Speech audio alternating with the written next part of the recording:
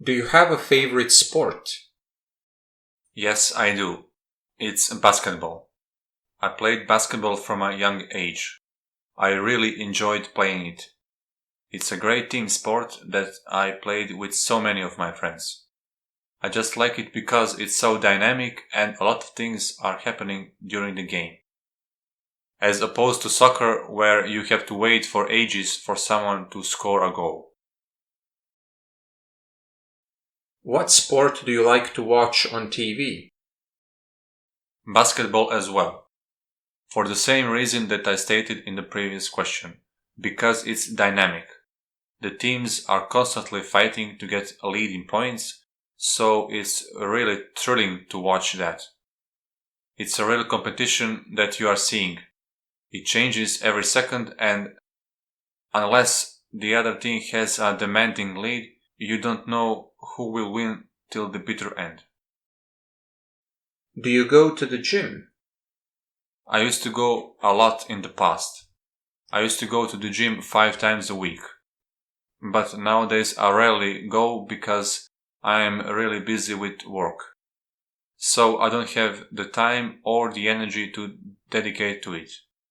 I know this is bad for my health and that I should start going again. But it's just too difficult for me to start with everything that I have going on. Tell me about your favorite team or athlete. I would say that my favorite athlete is Usain Bolt. The reason why he is my favorite athlete is because he has had an amazing career. His records are undisputable, and I think we will not have an athlete like him for a long, long time. I would say with confidence that he changed the face of his sport. Have you ever done any extreme sports? No, I haven't. Unless you count parasailing as an extreme sport. I wanted to take up paragliding, but then I saw a video which was a compilation of accidents that might happen, and any desire for paragliding immediately disappeared. After I saw that video, I didn't want to have anything to do with it. You will have 60 seconds to prepare, and then you will speak for between 60 to 120 seconds.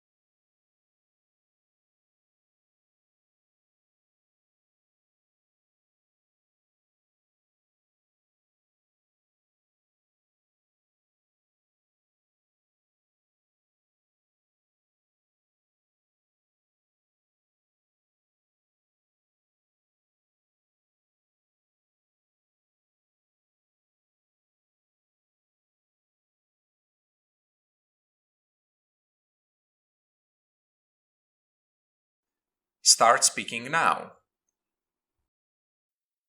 My favorite book is 1984, and it was written by George Orwell. He was a guy that wrote books which were connected to our current history and to our potential future.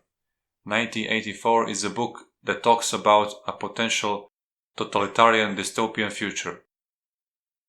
It talks about how a governmental system might control everything we do. And this book is told through the eyes of a member of the society. Basically, he goes on through his life and he talks about everything that's happening in the modern day society.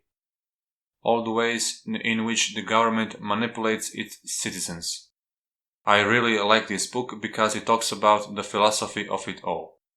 Why the governments might choose to manipulate us, how the hunger for power can define our future, how the technological developments could be used for this purpose. What was really striking for me were the interactions that the main character had with a member of the ruling party. It was amazing to read about it and extremely frightening at the same time, because you could clearly see the logic in this party member's speech.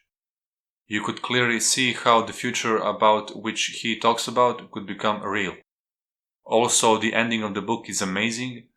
I'm not going to tell you what the ending was, because I don't want to spoil the book for you if you haven't read it.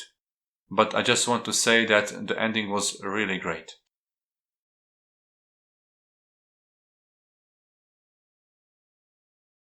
Do you think people read fewer books nowadays?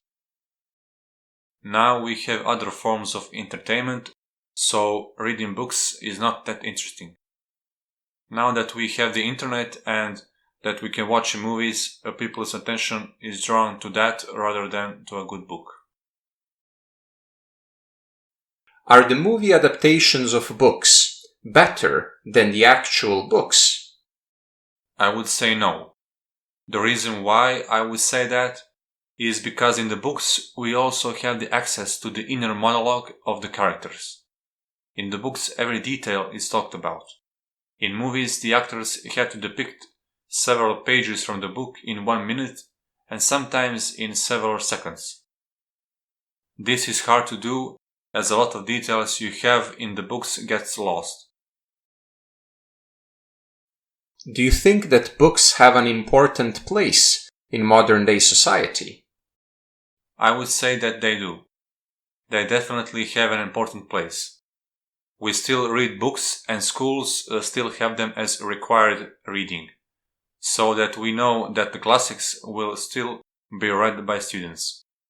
I think that those classics will always be of great importance.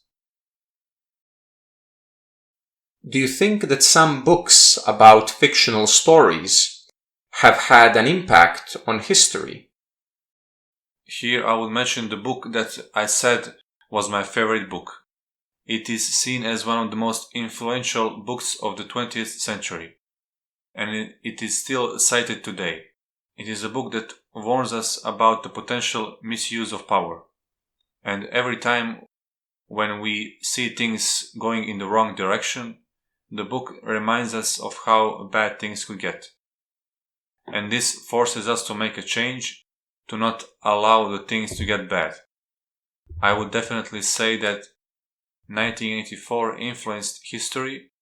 If it hadn't been written, who knows in what kind of society we would live today. Will we continue to read books in the future? I don't know what to say to this, because now we have audiobooks. So maybe we will not read books, but we will listen to them. Nowadays people are not recommending me what book I should read. They are recommending me what audiobook I should listen to.